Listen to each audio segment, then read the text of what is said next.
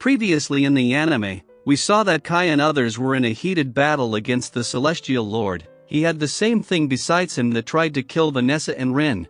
And that thing corrupted Alfreya when he started to remember Sid, so our group quickly defeated him, and in his last moment, Alfreya came to his senses and gave the message Sid had entrusted him. To turn the whole world back to normal, so now that Alfreya died, Elf-Elder took charge of all celestial races and ordered Reren to guide Kai and others to the south of the spirit region because she didn't leave Kai's side even for a moment. And Rin got jealous that Reren is trying to snatch Kai away from her, but aside from them, the remaining two heroes of the Beastmen and Spirit Race met, and the hero of the Beastkin, Raphael, had decided to kill Kyoko to wipe out the spirit race. So as the story continues, episode 9 begins, and from the beginning, the two heroes have gone into a fight. Kyoko was getting beaten by Raphael. So when she tried to counter it, she trapped Raphael in a water bubble and then dragged her in the forest like a toy car. She did some serious damage to Raphael. But the thing that's targeting anyone who remembers Sid shows up and starts to erase Kyoko, so to save herself, she spreads her spirit body all over the place to run away from here, making it nearly impossible to track down her real body, and Raphael guessed somewhat where Kyoko might be going right now. So she leaves her be for now, and on the other side, Kai and the soldiers were making their way from a small path to reach the southern region of the spirit race. Reren was guiding them through a path where they might encounter a monster that resembles hedgehogs, which are 10 meters wide and could crush a car with their powers, so Ashran and Saki got scared. But Reren was confident she could kill it herself, but Rin was sulking in the back seat because Reren was sitting next to Kai. But Reren said she's showing them the way, so naturally she had to sit in front. Kai also agreed to that, but Saki was concerned because if others finds out they're with elves, it might get bad. But Reren wears a magical cloaking outfit so others won't find out she's an elf, and from there on both Reren and Rin started bickering out of jealousy and show off. Their Jean checked up on them and asked Reren about the time. Reren said it'll still take at least 3 days to reach south at this speed, so Jean thought of resting for tonight. And Reren knew of a place to set the camp at a hot springs, but the way was filled with traces of trees being eaten by something. Fallon guessed it could be a mythical beast. And after a while they reached the spot to camp out, and everyone hits the hot spring first to relax for a while. It is a nice change of pace, but Saki had doubts whether she should enjoy this not.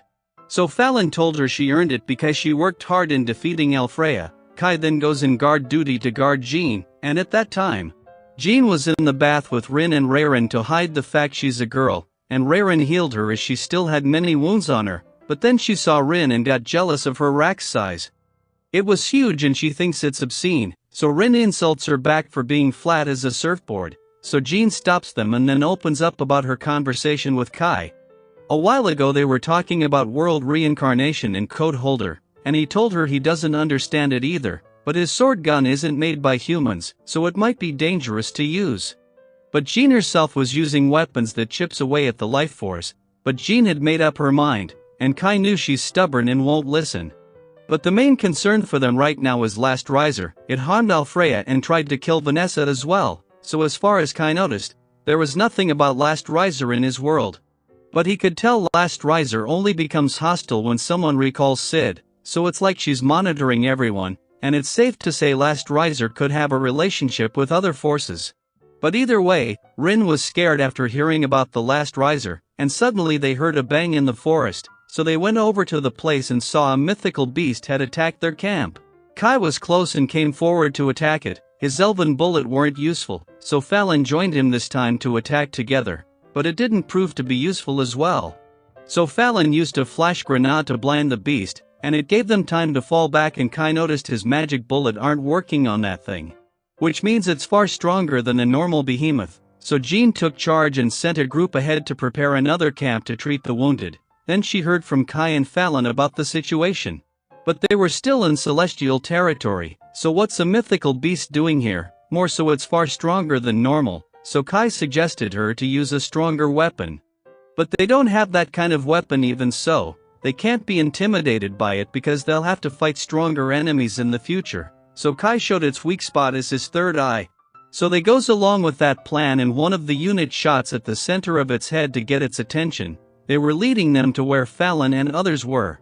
And their Kai used a mushroom to dull its smell and senses, Then Rin used thunder attack to cook him up, and then Kai goes in to attack the third eye. But the beast lost control and went to attack Rin, and Kai stepped in and saved her.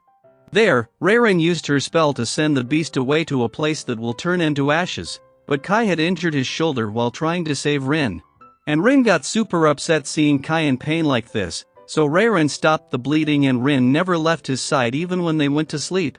But then they heard some voice calling them child loved by fate, thrown away from the world who touched the taboo code, and it wasn't just Kai, but Jean and Rin heard it too, so…